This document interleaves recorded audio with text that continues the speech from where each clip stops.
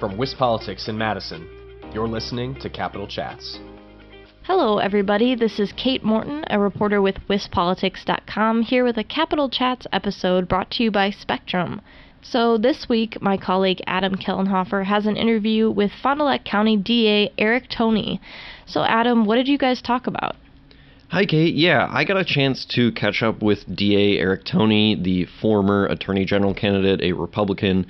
We talked a lot about budget priorities. As you know, it is budget season, so what DAs are asking for primarily is wage increases for a lot of prosecutors.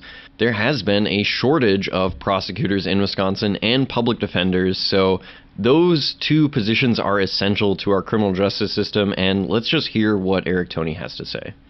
Hello, and thank you for joining me on today's Capital Chats episode. Eric Toney, you are the Fond du Lac County District Attorney, also former Attorney General candidate, and the president of the Wisconsin District Attorney Association. So welcome to the show, Eric.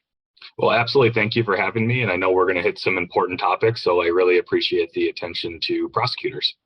Yeah, of course. Prosecutors have been a pretty big issue in the news lately. There's a lot of people have been calling it a prosecutor shortage, and there have been, I think it's about 24 or 25 DAs have left their posts since Evers took office in 2018, which is quite a few DAs, and a lot of that issue seems to be surrounding DA pay. So it's budget season right now. What's the biggest ask for DAs right now? Well, one of the things we looked at, there was a stretch from 2012 to 2022, so 10 years, where we saw a 59% turnover rate of prosecutors across Wisconsin that has now left us with about 65% of our prosecutors as of the fall of last year with less than 10 years of experience.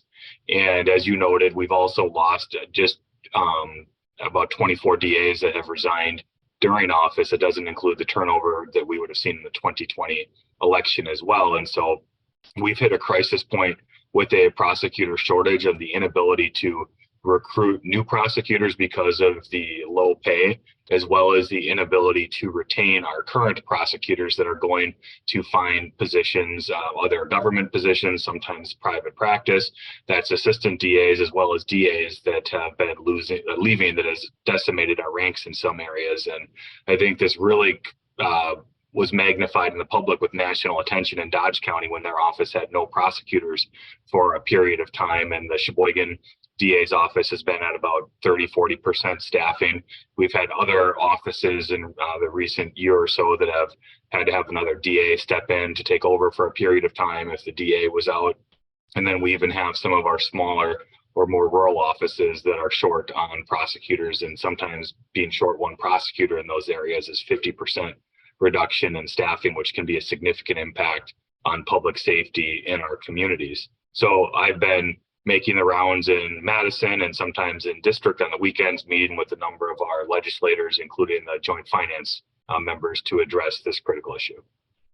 So what have the Joint Finance Committee members been saying about bumps in pay for ADAs or any other, funding for DAs? So one of the things I always like to point out, when Governor Walker came into office, we ended up with a very good partnership with the governor's office as well as the legislature in finding pay progression for prosecutors, because that had been missing under former Governor Doyle, and has helped contribute to the crisis that we're in right now, where some of our prosecutors went nearly 10 years without a raise, and they stuck it out for quite a while, and it hit that crisis point where they could make far more money doing other things. And so we've seen pay progression to varying degrees, including under Governor Evers, in some of these past budgets. And so we've had a good partnership, and now what we're doing is in part asking for some things that we've never asked for. And there's about 5 things that are being asked for, which I think all of them were included to varying degrees within the governor's budget, some of which we did not ask for. And number one is increasing our prosecutor starting pay to $35 an hour, where it currently stands at $27.24 an hour. So that would be a $7.76 increase. And that number comes from a DPM market study that looked at 3 neighboring states starting pay for prosecutors, as well as here in Wisconsin, the starting pay for assistant corporation counsels, and that averaged out to a little over $35 an hour, which is how we got to that number, to make sure that we can compete with even government agencies here in Wisconsin. We know we're not going to compete with some of those major law firms in our state that can offer far more than that. That's not what we're looking to do, but we're looking to be competitive with our court counsel's offices and city attorney offices to make sure we can recruit and retain great prosecutors. And so in addition to that, we're also looking to increase the current pay of our current prosecutors by that same $7.76 an hour to make sure that we can retain them. Just as I was walking into a joint finance meeting last week, I learned one of my attorneys who's doing a fantastic job for us will be leaving to become an assistant corporation counsel somewhere, making more money, working 4 days a week with less stress. And right now, we just can't compete with that pay.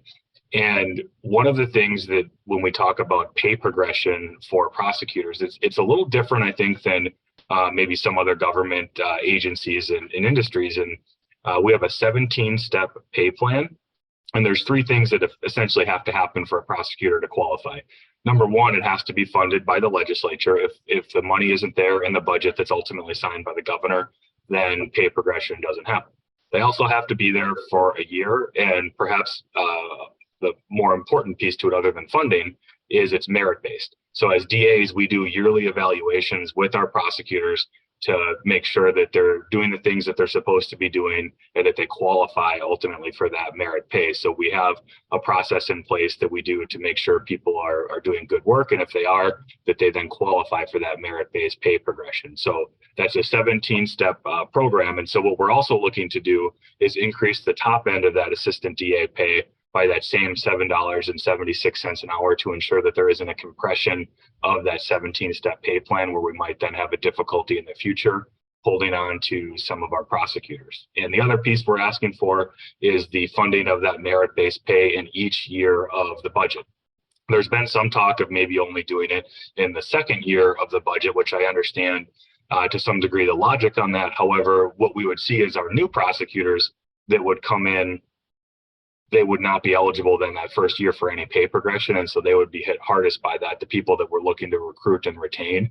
And so we are asking for that in both years of the budget, which I believe is necessary to make sure that we can recruit these young prosecutors. And then the governor also put in an increase for district attorneys as well in pay. And we've seen DAs leaving to become ADAs because they actually, in some respects, will make far more money being an assistant district attorney. Many leave to become judges. We just lost one, I think, to another public sector position and making, I think, an equivalent amount of money with less stress.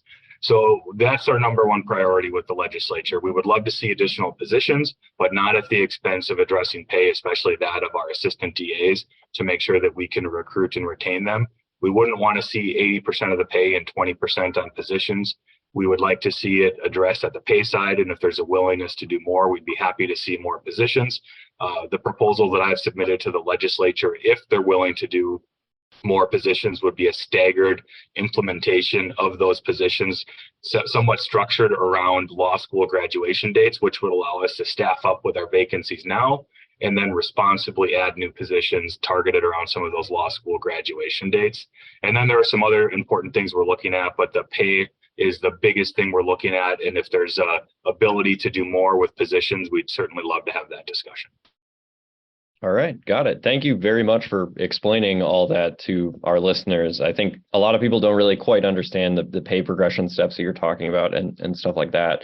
I'm curious though, is this the prosecutor shortage that we're seeing in Wisconsin, is that occurring in any other states in the U.S.? I haven't looked across the country to see what we're seeing in other states, and so I really can't answer that question. If other states are seeing that same thing, if they are, it would be a concern. I know looking at some of the neighboring states, their starting pay for prosecutors was, I think the 3 that were looked at were all over $35 an hour from the data that was presented to me, and we're far below that number.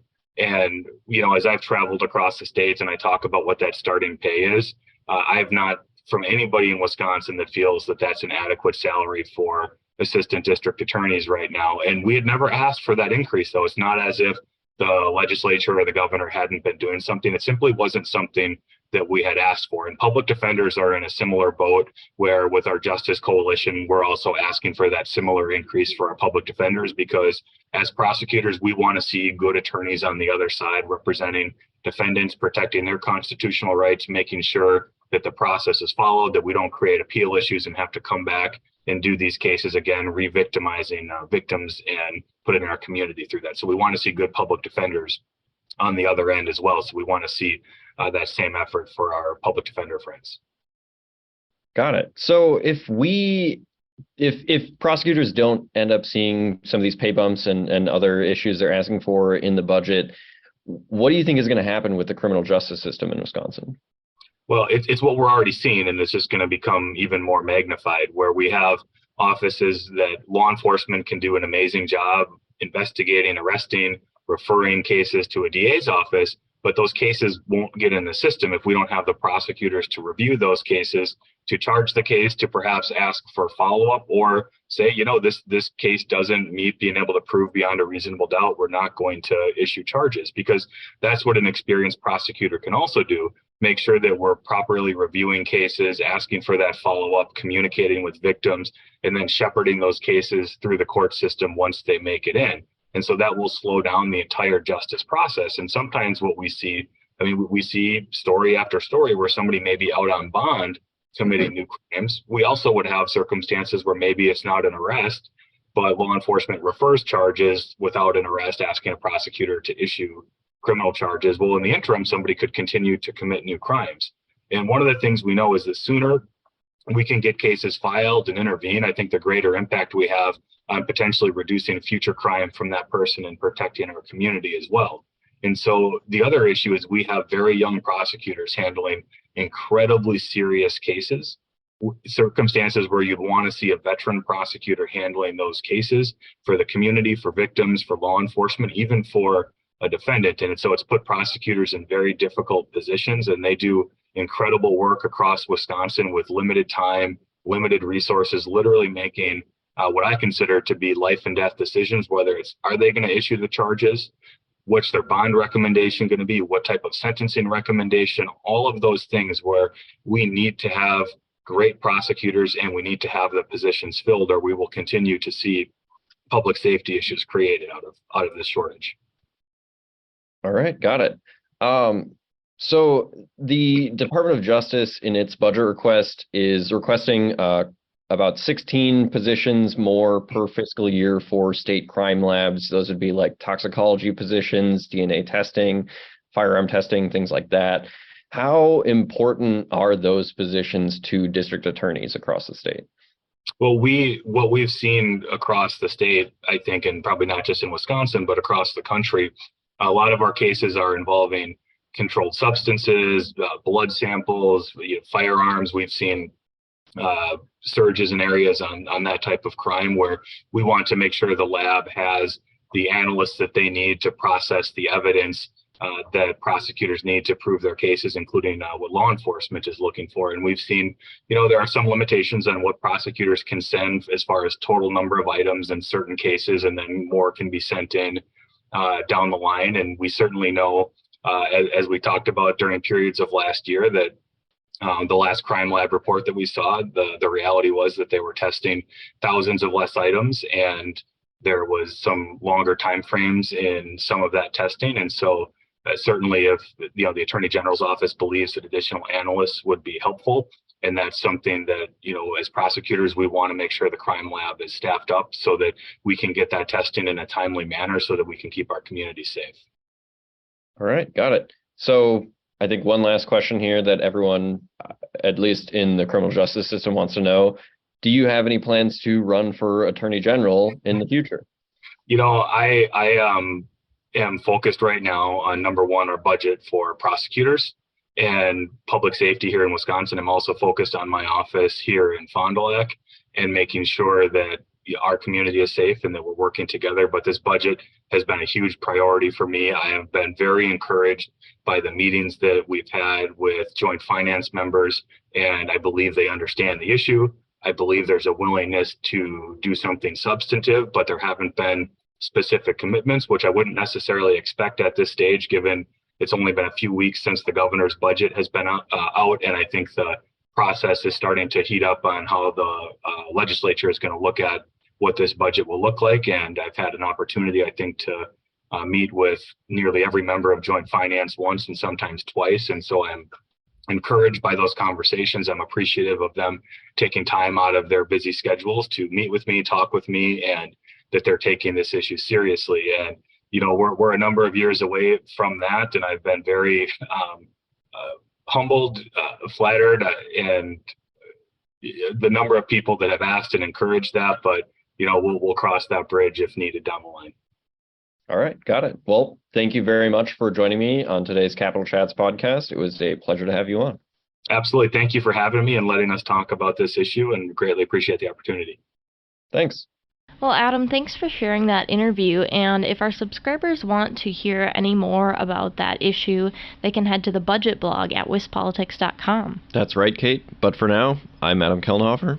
I'm Kate Morton. Thanks for tuning in to WisPolitics Capital Chats, brought to you by Spectrum.